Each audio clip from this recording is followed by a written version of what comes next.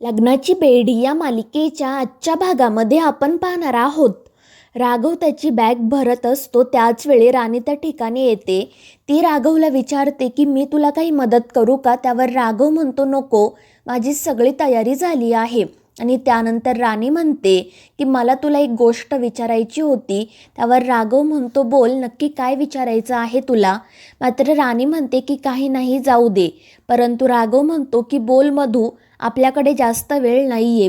त्यामुळे राणी म्हणते की राघव, तू मागच्या वेळी म्हटला होतास की मी परत येईल, मात्र परत आला ते लग्न करूनच, आणि यावेळी सुद्धा तू म्हणत आहेस की मी परत येईल. त्यावर राघव म्हणतो की मधू, हे सगळं बोलण्याची ही योग्य वेळ नाही आहे. त्यावर राणी म्हणते हो राघव, पण यावेळी मी तुझ्यावर विश्वास ठेवू शकते ना. त्यावर राघव तिचा हात हातात घेत म्हणतो की हो मधू, यावेळी तू माझ्यावर पूर्णपणे विश्वास ठेवू शकतेस. आणि ते ऐकून राणीला खूप आनंद होतो. तर राघव लगेच बॅग घेऊन तेथून जाण्यासाठी निघतो. तर दुसरीकडे राजश्री रुक्मिणीला म्हणत असते की वहिनी, राघव गेला आहे खरा, पण मला माहीत नाही का खूप धाकधूक वाटत आहे. आणि त्याच वेळी राणी त्या ठिकाणी येते. ती या दोघींना सांगते की विनायक घरात कुठेही सापडत नाहीये. त्यावर रुक्मिणी म्हणते की अगं, लहान मुलगा आहे, तो इथेच कुठेतरी असेल. त्याच वेळी रेश्मा तिथे त्यांना सांगते की मी टेरेसवर सुद्धा बघितलं, तो तिथे सुद्धा नाहीये. आणि त्यानंतर ऋतुजा सुद्धा सांगते की मी घरातील सगळ्या खोल्यांमध्ये बघितलं, तो तिथे सुद्धा नाहीये. आणि त्यामुळे राजश्री आणि रुक्मिणी काळजीत पडतात. विनायक नक्की कुठे गेला असेल असा त्यांना प्रश्न पडतो. आणि त्यानंतर त्या राणीला सांगतात की तू लगेच राघवला कॉल कर आणि हे सगळं कळव. त्यामुळे राणी राघवला कॉल करते आणि विनायक घरात नाहीये हे कळल्यानंतर राघवला धक्काच बसतो. मात्र त्यावेळी तो आरशामध्ये बघतो तर मागच्या सीटवर त्याला विनायक बसलेला दिसतो. त्यामुळे तो राणीला सांगतो की मी तुला थोड्या वेळानंतर कॉल करतो, आणि तो पटकन कॉल कट करतो. तर इकडे रुक्मिणी राणीला विचारत असते की काय झालं, राघव काय म्हणाला. त्यावर राणी म्हणते की त्यालाही काही माहीत नाहीये, त्याने कॉल कट केला. आणि त्यामुळे रुक्मिणी, राजश्री, ऋतुजा, रेश्मा काळजीत पडतात. राणीला सुद्धा खूप भीती वाटत असते. तर दुसरीकडे राघव गाडीतून खाली उतरतो, गाडीचा मागचा दरवाजा उघडतो आणि विनायकला समोर बघून त्याला धक्काच बसतो. तर विनायक त्याला सांगत असतो की बाबा, मला माझ्या सावीला आणि डॉक्टर काकूंना बघायचं होतं, त्यामुळे मी तुमच्या सोबत आलो, तुम्ही प्लीज माझ्यावर रागवू नका. त्यावर राघव म्हणतो की नाही रे बाळा, मी तुझ्यावर नाही रागवणार, पण तू माझ्यासोबत तिकडे येऊ नको, मी तुला आधी घरी सोडतो. मात्र विनू म्हणतो की नाही बाबा, मला तुमच्यासोबतच यायचं आहे, मला सावीला आणि डॉक्टर काकूंना बघायचं आहे. आणि विनूचं हे बोलणं ऐकून राघवला डॉक्टरांचं बोलणं आठवतं. त्यांनी सांगितलेलं असतं की जोपर्यंत विनायक सावीला आणि तिच्या आईला सुखरूपपणे बघत नाही तोपर्यंत तो रिकवर होणार नाही. आणि मग नाईलाजाने राघव विनूला त्याच्यासोबत घेऊन जायला तयार होतो आणि तो विनूला त्याच्यासोबत पुढे बसवतो. आणि त्यानंतर राणीला कॉल करून सांगतो की विनायक माझ्यासोबत आहे, काळजी करू नको. त्यामुळे तिच्या जीवात जीव येतो. त्यानंतर ती ही गोष्ट घरात सगळ्यांना सांगते. त्यामुळे सर्वजण देवाचे आभार मानतात. मात्र विनायक असा न सांगता गेल्यामुळे रुक्मिणी त्याच्यावर नाराज झालेली असते. तर दुसरीकडे सावी खूप रडत असते. तर सिंधू तिला समजावत म्हणत असते की बाळा, तू घाबरू नको, मी आहे तुझ्यासोबत.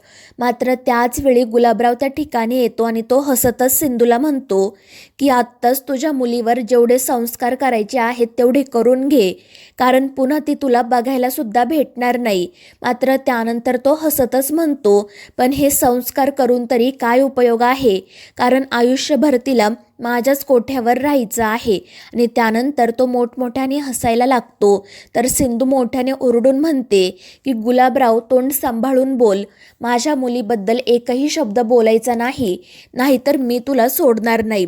त्यामुळे गुलाबराव चिडून म्हणतो की याच माझ्यामुळे तू आणि तुझी मुलगी आज इथे आला आहात, तरीही तुझा माज कमी होत नाहीये. तुला तुझ्या मुलीची सुद्धा काळजी नाहीये का ग डॉक्टरीनबाई. आणि पुढे तो म्हणतो की आता बघ तुझा माज मी कसा उतरवतो ते. आणि त्यानंतर त्याचा एक गुंड समोर येतो आणि त्याच्याजवळ असणारं इंजेक्शन बाहेर काढतो. त्यामुळे सिंधूला धक्काच बसतो. तर दुसरीकडे राघव आणि विनू दही गावात जाण्यासाठी निघालेले असतात. विनू बाप्पाकडे प्रार्थना करत असतो की माझ्या सावीला आणि डॉक्टर काकूंना काही होऊ देऊ नको, त्या बॅड अंकलपासून त्यांचं रक्षण कर. तर दुसरीकडे तो माणूस सिंधूला इंजेक्शन देण्यासाठी पुढे जातो. मात्र सिंधू त्याला लाथ मारते आणि खाली पाडते. त्यामुळे गुलाबराव तिच्यावर खूप चिडतो आणि तो सिंधूचा गळा दाबतो. तो सिंधूला म्हणतो की तुझा माज अजूनही उतरला नाहीये ना, पण आता बघ मी काय करतो ते. त्यावर सावी त्याला म्हणत असते की माझ्या आईला सोडून दे. मात्र गुलाबराव हसतच म्हणतो की आता तुम्हा दोघींना माझ्या तावडीतून कोणीही सोडवणार नाही.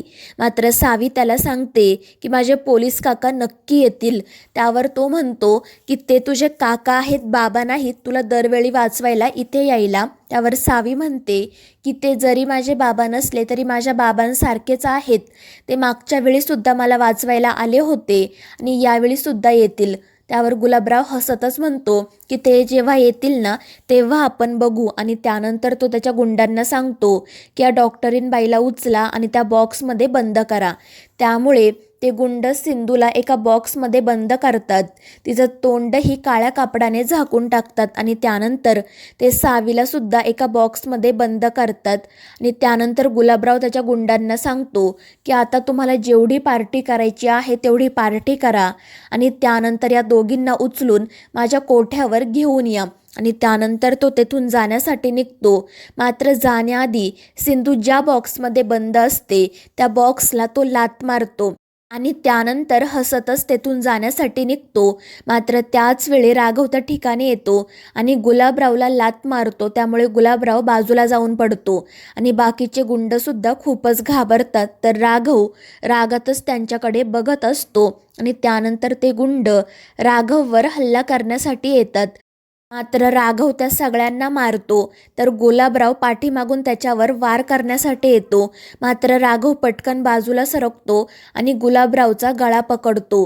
तर विनायक बाहेरच उभा असतो. त्याचवेळी लोकल पोलीसही त्या ठिकाणी येतात. विनायक त्यांना सांगतो की माझे बाबा आतमध्ये आहेत आणि मग ते पोलीस आणि विनायक आतमध्ये जातात. तर राघवने गुलाबरावचा गळा पकडलेला असतो आणि तो त्याला विचारतो की सावी आणि तिची आई कुठे आहे. मात्र गुलाबराव ते सांगत नाही. तो मोठमोठ्याने हसत असतो. त्यामुळे राघव अजून जोरात त्याचा गळा आवळतो. त्यामुळे घाबरून गुलाबराव बॉक्सकडे इशारा करतो आणि त्यानंतर पोलीसही तिथे येतात. ते गुलाबरावला आणि त्याच्या गुंडांना पकडून तेथून घेऊन जातात. मात्र जात असताना गुलाबराव राघवला धमकी देतो की मी तुला सोडणार नाही.